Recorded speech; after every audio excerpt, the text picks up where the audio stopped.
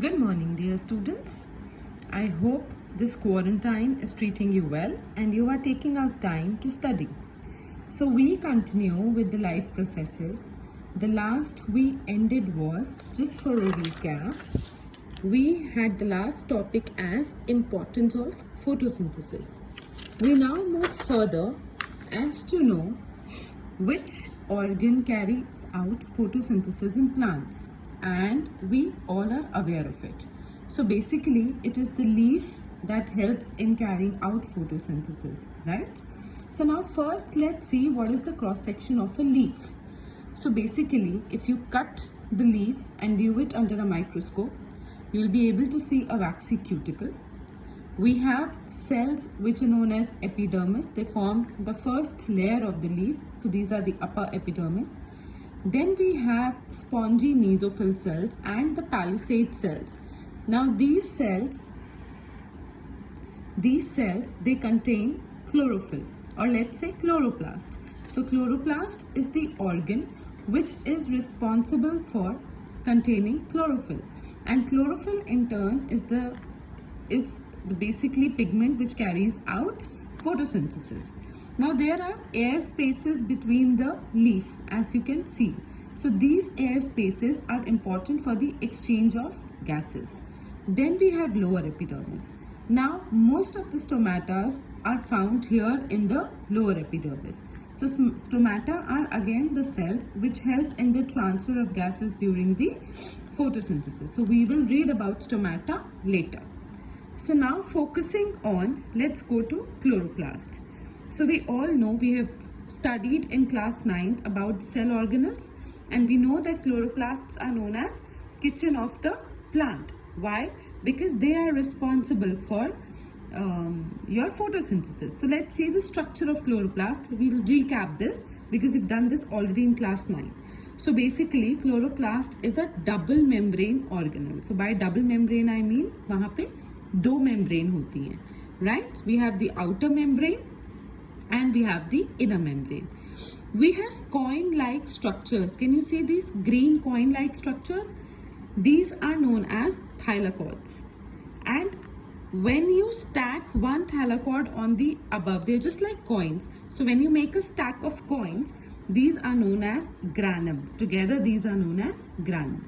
So there's a ground substance which is known as stroma. So this is just like your cytoplasm which is present in the cell. Now photosynthesis is carried out by chloroplasts because they contain a pigment which is known as chlorophyll. So the photosynthesis is carried out in two phases. One is the light phase and the second is the biosynthetic phase. Now you need to know the difference between the two. See, when I say light phase, that means something important in this phase is happening which requires light. We know that chlorophyll traps light energy, and with the help of this light energy, photolysis of water takes place. Photolysis means breaking of water molecule into hydrogen ion and oxygen with the presence of light or because of light. The second phase is the biosynthetic phase. Now this phase does not require any light, and hence it is known as biosynthetic phase. Why?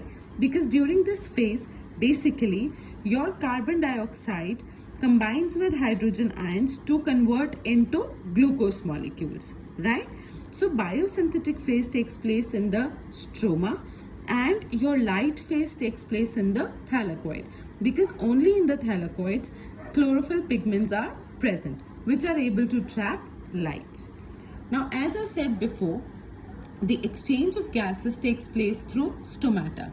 Now very clearly, please look at these diagrams. These are very, very important, and usually we get a question on the stomatal opening and closing. Now first we look at the structure of the stomata. So basically stomata is bean shaped. There are two guard cells which are bean shaped. We have these chloroplast cells, right? These are all green dots. You can see these are chloroplast cells. We have this flower-like structure around the guard cell. These are your epidermal cells. I told you the leaves are, the stomata are present on the upper and the lower epidermis. So these are epidermal cells. So we have a sap vacuole and we have a nucleus. Now we need to know the mechanism of how these stomatal cells work. So basically what happens is, we all know that plants take in water. So when leaf take in water from the soil, the water enters these gut cells and they swell. So when they swell, they move apart and the stomatal pore is open. Now what happens during night? Now during night, the plant does not take up water. It doesn't need it. So basically, the gut cells, they do not need water during night. And when the water comes out of them, they shrivel and the stomatal pore, it closes. So during your board examinations also, you get questions like, they'll give you two diagrams. They'll ask you which one is pore open and which is pore closed, and what is the use of stomata during photosynthesis. So please keep these things in your mind. Moving further, we have certain experiments to show that chlorophyll is important in photosynthesis. Then we have experiments to show that carbon dioxide is important. So we'll just take up one experiment right now. I will explain you experiments. There are 4 experiments. We're taking up one. The rest 3, we'll do it in lab. I'll give you a live demonstration for that. So basically, we need to show in this experiment that chlorophyll is important for photosynthesis. For this, we take variegated leaf. I'm sure you all know what a variegated leaf is. A leaf which contains green color in patches. So basically, it is a leaf that contains chlorophyll in patches and it has some different color in it. So what do? Is we basically destarch the leaf by either boiling it in alcohol or by keeping the plant in duck for about 2 to 3 days. So this way what happens is, the entire starch content or the glucose content is used up by the plant. So when you have to perform the experiment, we need to first destarch the plant. Now we take 2 leaves, one leaf which is destarched and the other leaf which is not destarched. So basically the other leaf is in the sunlight making its food.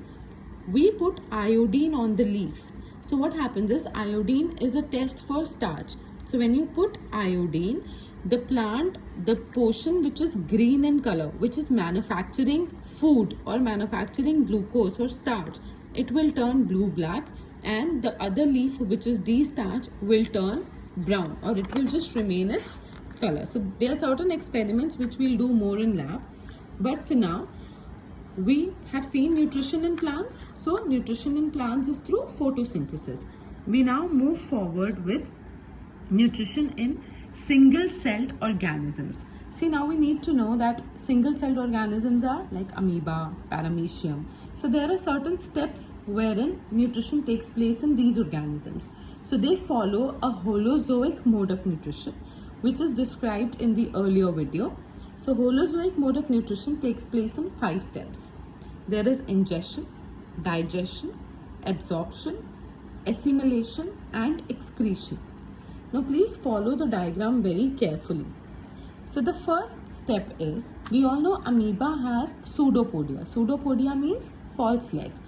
Now amoeba is single cell. So basically one cell carries out all the life processes inside amoeba. So there is a food particle near amoeba. What happens is, it extends its pseudopodia. When it extends its pseudopodia, there is a food vacuole which is formed.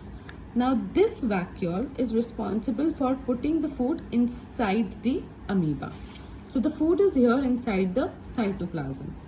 Now inside the cytoplasm, again there is a food vacuole which is formed. Now here what happens is, digestive enzymes work on this, and the food is broken down to simpler particles which is then absorbed in cell cytoplasm. The cell, the plant, the amoeba that absorbs these food particles now will assimilate them. So what is assimilation? It will utilize the food or the nutrients in order to gain energy. Now this energy is needed by amoeba to carry out its life processes. Fine. Once the food is absorbed and assimilated, now there might be some particles which is not needed by amoeba. Those particles would be excreted out through excretion. Now for excretion, again there is a vacuole kind of a thing which is formed and the extra particles are moved out of the surface. So basically, you can see the 5 steps are ingestion, digestion, absorption, assimilation and excretion. Children, this is the explanation for all the steps. I really want you all to go through this video very clearly. We finish nutrition in plants, which is through photosynthesis, and nutrition in single-celled amoeba, which is the holozoic mode of nutrition.